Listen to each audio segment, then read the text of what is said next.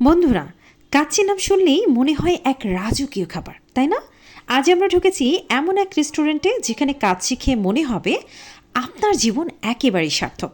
রেস্টুরেন্টের গেট দেখেই মনে হচ্ছিল আমি যেন ধনী বাড়িতে বিয়ের দাওয়াত পেয়েছি। সব ঝলমলি রাজকীয় সাজসজ্জা। এন্ট্রি দিয়েই মনে হলো আমি কোনো বড়লোকস। ঠিক তাই। ভিতরে ঢুকে চারপাশের পরিবেশ দেখে বোঝা যাচ্ছিল এখানে মানুষ শুধু খেতে নয়, ছবিও তুলতে আসে। লাইটিং, মিউজিক সব একদম পারফেক্ট। আর এখানে দেখুন, কাচ্চির সুবাস যেন নাকে ধাক্কা দিয়ে বলছি এখানে আসা বিফলে যাবে না। ঠিক করলাম আজকে সেরা কাচ্চি খাবো। টেবিলে বসে মেনু হাতে নিলাম। প্রথমেই মেনু দেখলাম আর বললাম, ওরে বাবা, এত অপশনস!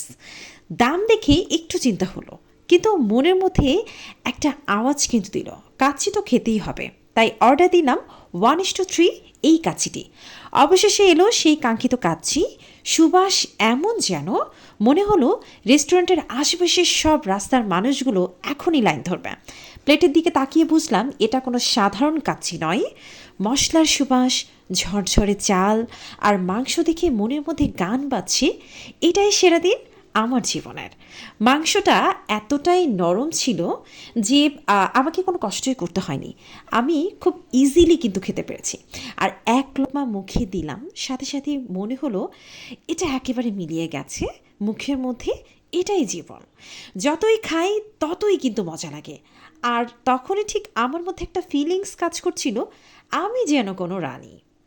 এই খাওয়া শেষ হতে চায় না, কিন্তু প্লেট খালি, মনও খালি।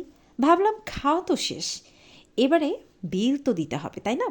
বিল আসতেই আমার মনের সেই রানী রানী ভাবটা কিন্তু হাওয়ায় মিলিয়ে গেল। ওয়েটারের হাসি দিয়ে বিল দেওয়াটা আমার কাছে সত্যি মনে থাকবে অনেকটা দিন। দাম দেখে মনে হলো আমি ধনী থেকে সরাসরি গরিব হয়ে গেছি। যখন পেমেন্ট করা হলো, পেমেন্ট করার পরে আমার সেই বড়লোকি ভাবসটা কিন্তু চলে গেল। কিন্তু একটা কথা কিন্তু বলতেই হবে বন্ধুরা, কাচ্চি প্রেমীদের জন্য এটাই কিন্তু বাস্তবতা। ঢোকার সময় আপনার মনে হবে আপনি যেন বড়লোক, আর খাওয়ার সময় আপনার এই রাজা রাজা ভাবটা বের হওয়ার সময় মনে করিয়ে দেবে আপনি কিন্তু গরিব। তবে একটাই কথা, কাচ্চি ভালো হলে এই সব দুঃখ কিন্তু ভুলে যাওয়া যায়, তাই না?